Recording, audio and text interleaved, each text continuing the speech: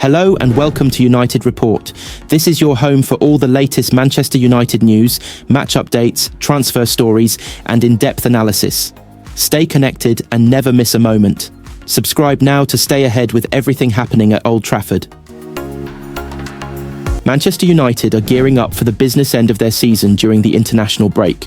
The Red Devils only have 9 Premier League games left to play, but Ruben Amorim's primary focus will be the Europa League. If United can win the tournament, then they will qualify for next season's Champions League, and they are set to take on League One side Lyon in the quarter-finals next month, with a semi-final clash against either Rangers or Athletic Bilbao potentially awaiting them. And United have also started planning for the summer transfer window, with Amorim hoping to bring in more players who fit his system following the additions of Patrick Dorgu and Aidan Heaven in the January transfer window.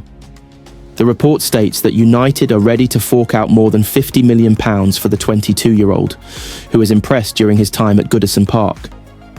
United's attempts to sign Branthwaite last summer fell short, with Everton holding out for £70 million. While the defender is said to be open to a move to Old Trafford, it is claimed he wants to move to a team in the Champions League so he can further his international ambitions. And United could still qualify for the tournament if they win the Europa League.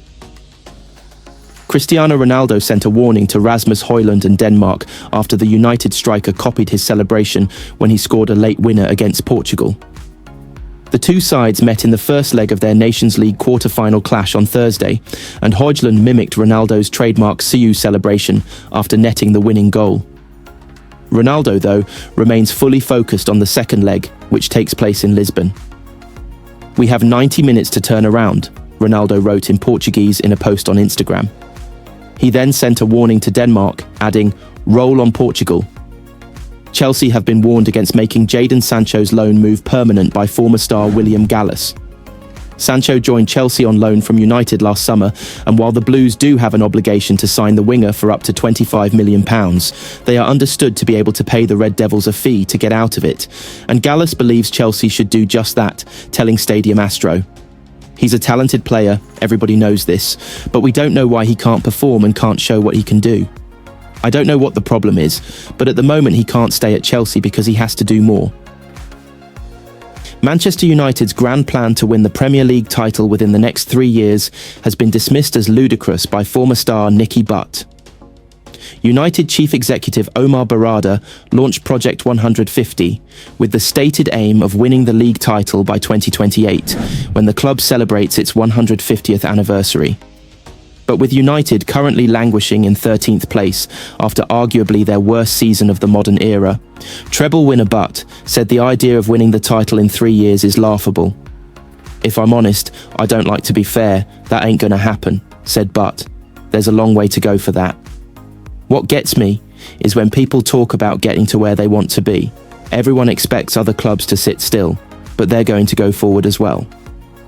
Newcastle and Liverpool will get better, Manchester City will definitely get better, Chelsea are getting better, Arsenal are getting better every year, then there's lots of smaller clubs as well. So it's going to be a long way off, and the most important thing is starting off on the right foot and hopefully get this season put to bed, because it's been a disaster. Hopefully we get some plans in place for the stadium, get some new recruitment in, and give Ruben Amorim the right tools to try and at least get a decent team on the pitch." United last won the title in 2013 when Sir Alex Ferguson retired, and Butt added, "I don't think anyone's got a given right to go and win the Premier League. It's got to be a structure, it's got to be a vision, it's got to be a journey that everyone goes on together, including the supporters." Meanwhile, Butt and fellow United legend Ryan Giggs have criticised Sir Jim Ratcliffe for raising ticket prices when the team are performing so badly. United announced most ticket prices will increase by about 5% for the third successive year, with a price freeze for under-16s, although some senior citizens face bigger hikes. Giggs said friends who have sat behind the Old Trafford dugout for 25 years are being moved elsewhere in the stadium, so the club can sell their seats for premium prices to make more money. "United is special because of what we've done on the pitch over a number of years," said Giggs. "But the fans have always made the club. Without the fans, clubs aren't possible. I can only speak from my mates who have been sat near the dugout for 25 years and they're getting turfed away. They don't know where they're going to go. That's just the experience I've had, firsthand, of friends just wondering where they're going to be. It's difficult. They've got the names on the seats. They've been there 25 years and they're having to move. It's tough to see the club in this sort of situation. Ex-United midfielder Butt agreed with Giggs and said, "I just find it bizarre how they keep going up. They can't keep going up. Something's got to stop. Something's got to give." They've not got the added fallback of winning loads of trophies, buying the best players, or having a massive budget to go to the transfer window, or that the stadium's great and the transportation around the stadium is great, because everything's not. I see where it's coming from. They're trying to balance the books, quite obviously. But they're punishing the wrong people, in my eyes, to try and balance the books. Bruno Fernandes has revealed he has been forced to change his penalty technique to stay one step ahead of goalkeepers. Manchester United skipper Fernandes is the club's all-time leading scorer from the penalty spot, with 36 to his name, 8 clear of Ruud van Nistelrooy.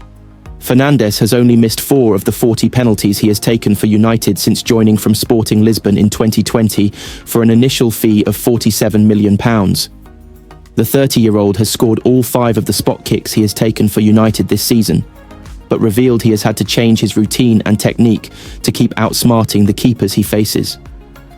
"When you take so many penalties, you need to change," said Fernandes.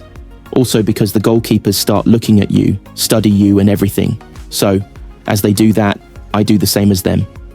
I study them, I know what they do, what kind of movements they do for all the different penalty takers they are against. I see what their accuracy is against each other, then I get my chance. But all of these things always depend on the moment in the game. I feel more comfortable doing the jump and waiting for the goalkeeper to make a decision. I think it's the more accurate one. But if I have to change it, because I think, by doing that, I'm giving them something extra to save it, I will do it differently, to try to not give anything away to them. You can still miss, but at least you know everything you're doing is for a reason. Obviously, everyone is different, and many of the penalty takers have a certain side. They go there, they choose the side before, they go powerful, and they still score. I don't know. It was something I learned from Fabio Quagliarella at the time I was at Sampdoria. He was always checking with the goalkeepers in terms of what he should do, about the way he kicked and everything. He had a quick run-up and a very powerful shot, but he was always trying to understand the movements of the goalkeeper, and I got that from him. I always want to learn from the best ones. Fernandes revealed he swaps penalty-taking tips with former United teammate and Portugal colleague Cristiano Ronaldo whenever they meet up for international duty. "When we go away with the national team, I'm always having chats with Cristiano to understand the way he does it, and we do speak a lot," said Fernandes. "He sometimes asks me what I think about the goalkeeper and everything, even Cristiano. If you see now compared to the past, if I see Cristiano's penalty against Chelsea in the final of the Champions League in 2008, and the ones he has taken after that, he's changed his way of kicking. Now he's changing again, so you always have to adapt yourself to the game, because things change quickly. People get to know you better and better, so sometimes you need to do something different. If you ask anyone in the world who you would choose to take your penalty after 90 minutes to save your life or whatever, most people will say Cristiano, because they know in that kind of moment he's decisive and it works.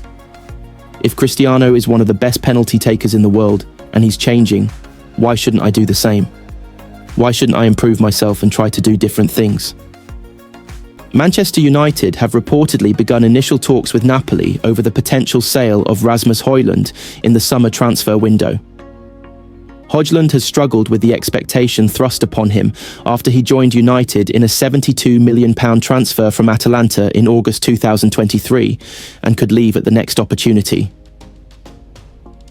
The 22-year-old striker had gone 21 games without scoring before finding the back of the net in the comfortable 3-0 win over Leicester on Sunday.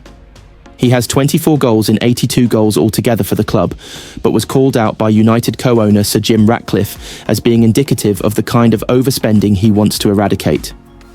If you look at the players we are buying, that we didn't buy, we're buying Antony, we're buying Casemiro, we're buying Andre Onana, we're buying Hojlund, we're buying Jadon Sancho, Ratcliffe told BBC Sport recently.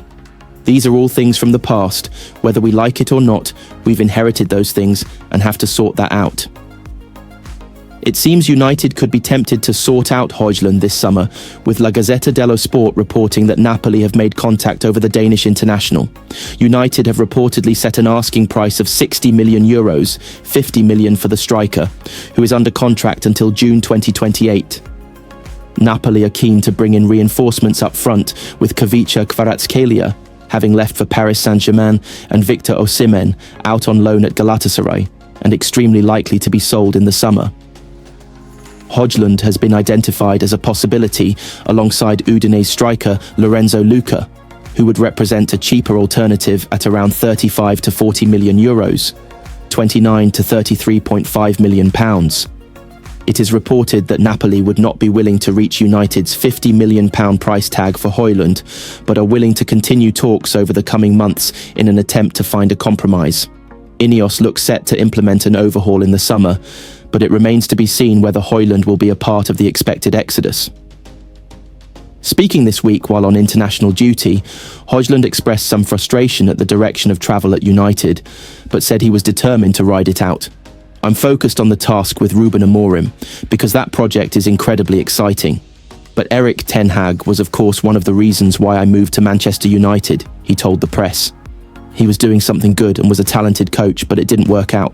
And that's how it is. I'm still very happy to be at Manchester United. It's the club I've always dreamed of playing for. And I'm really happy for Ruben. He's a cool character and a cool person."